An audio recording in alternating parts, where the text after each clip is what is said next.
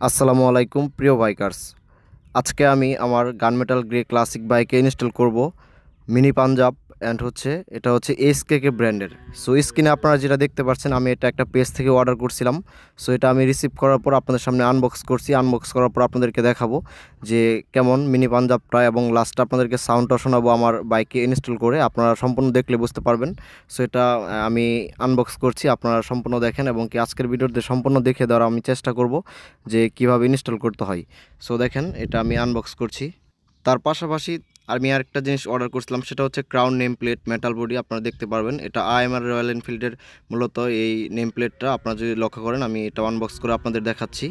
So আমি মূলত দুইটা জিনিস অর্ডার করছিলাম, এটা হচ্ছে নেম প্লেট, আর একটা হচ্ছে এসকেকে ব্র্যান্ডের মিনি পাঞ্জাব যেটা আছে সেটা। আমি দেখেন, এটা হচ্ছে নেম প্লেট, এটা আপনাদেরকে দেখাবো। দেখেন, এটা অনেক ভালো একটা নেম প্লেট, লোহার। সো তার পরবর্তীতে আপনারা দেখবেন যে আমি যে মিনি পাঞ্জাবটা অর্ডার করছিলাম সেটা কেমন। ফাইনালি এটা আমার আনবক্স করা শেষ প্রায়। আপনারা দেখেন মিনি পাঞ্জাবটা কেমন। তারা আমাকে বলেছিল ইন্ডিয়া থেকে নিয়ে আসছে, এবং এটা অনেক ভালো, যেটা আমি অর্ডার করেছিলাম তাদের ওখান থেকে। এবং সেটা কত দাম নিয়েছিল সেটা আপনাদেরকে জানানোর চেষ্টা করব।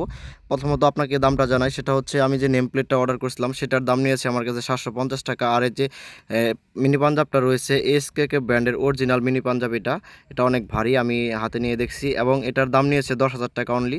সো আপনারা চাইলে রয়্যাল লাইফস্টাইল পেজ থেকে নিতে পারেন। এখন আমি আপনাদেরকে দেখাবো এটা কিভাবে মূলত ইনস্টল করতে হয়, এবং ইনস্টল করার পর কেমন সাউন্ড হয়। সো দেখেন, এটা এখন আমি ফিটিংয়ের জন্য তাকে দিচ্ছি, যে মেকানিক আছে তিনি গুরুত্ব সহকারে আস্তে আস্তে পার্টসগুলো খুলছেন, মানে যে লাটগুলো দেওয়া ছিল। সো আপনারা দেখতে থাকেন, আমি সম্পূর্ণ দেখানোর চেষ্টা করব।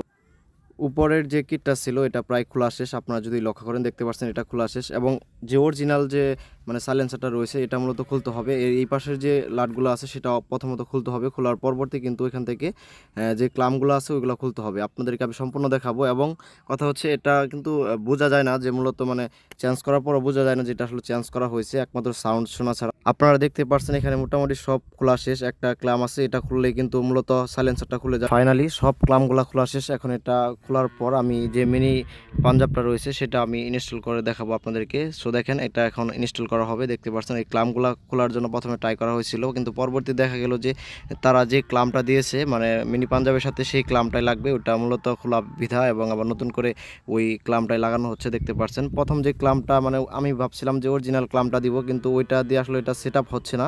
পরবর্তীতে যে অরিজিনাল ক্লামটা রয়েছে সেটা দিয়ে মূলত সেট আপ করা হচ্ছে। দেখেন, এটা কিন্তু প্রায় সেট আপ কমপ্লিট হয়ে যাচ্ছে, আপনারা লক্ষ্য করলে দেখতে পারবেন। এখন এটা লাগানোর পর ওই ক্লামগুলো চাপ দিয়ে তারপর উপরে যে কভারটা ছিল সেটা লাগিয়ে দেওয়ার পরে কিন্তু কমপ্লিট হয়ে যাবে। সো দেখেন, আপনারা সম্পূর্ণ দেখতে থাকেন, এটা প্রায় শেষ। আপনারা যদি লক্ষ্য করেন লাটগুলো কিন্তু টাইট দেওয়া কমপ্লিট হয়ে গেছে। আপনাদের আমি এর পরবর্তীতে সাউন্ডটা শোনাবো কেমন সাউন্ড হয়। ফাইনালি আমাদের মিনি পাঞ্জাব ইনস্টল করা কমপ্লিট। দেখতে পাচ্ছেন, আপনাদেরকে কিন্তু আমি সম্পূর্ণ দেখালাম। এখন আমি স্টার্ট দিয়ে দেখাবো সাউন্ডটা কেমন হয়, আপনারা দেখতে থাকেন।